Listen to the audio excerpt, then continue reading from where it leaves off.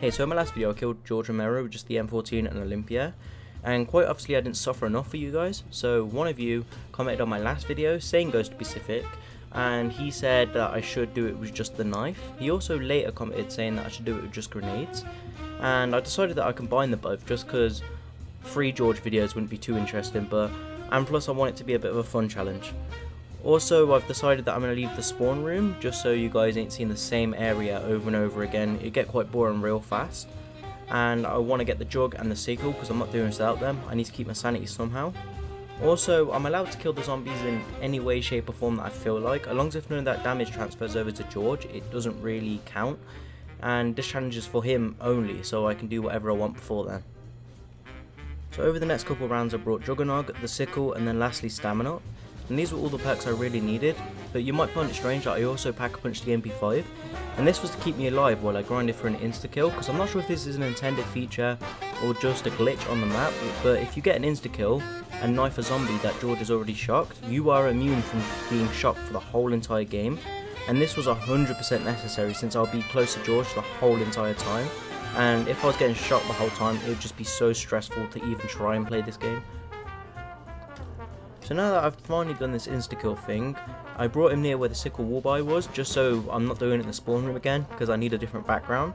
And something I noticed was that one of his 3 attacks was purely electrical based, so it did absolutely nothing to me.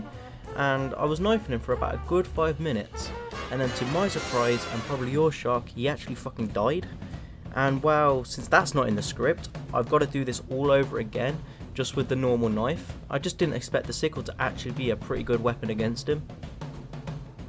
So the early game was pretty much exactly the same, apart from this time I didn't pack a punch, and I got the electric insta-kill thing on a way earlier round, but the only issue I kept running into was the fact that I kept ending the round trying to make it crueler. But on round 9 I finally made one and I was able to spend some alone time with George. Also, you're probably wondering why I haven't mentioned the fact that I've used grenades or whatever, because when I was playing the game I actually forgot I could even do that. I forgot it was even part of the challenge. But I left it in just in case I hurt him with a grenade or something in any of my footage, so then nobody would complain. And it's just because I forgot, to be honest with you. And I will tell you, this time it did not take 5 minutes, it took much longer.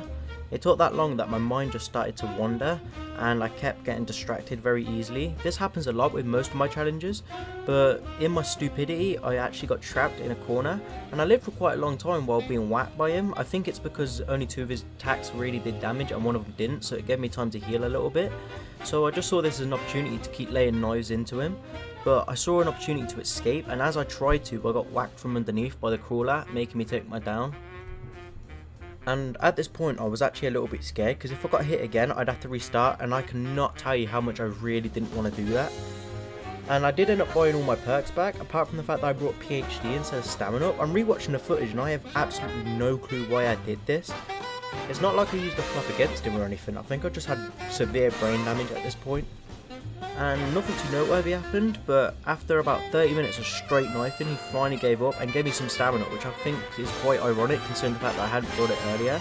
But this challenge weren't too bad for about the first 10 minutes, but after that, you're knifing him over and over again and hearing the same fucking voice line from the character a million times over, and it just seems to wear on you super fast. But I guess that's all for this video, and I want to say big thanks to Sane Ghost for the idea for this challenge, and go and give him a sub if you haven't already, because he's recently posted a video on how to get mods on BO2 without a PC on Xbox, which I think is quite interesting. I wish I knew that before I got a PC. But I also wanted to say that I'm super happy with the support my China Lake video has gotten. You've destroyed any expectation I've ever had for it, and I really loved reading every single one of your comments. But I also wanted to say sorry for the slower uploads. My house keeps getting power cuts recently and it's super hard to record challenges, considering the fact like the other day I was doing a SORG only challenge on BO4, and both times about halfway through it completely cut out and I just gave up on that challenge after that.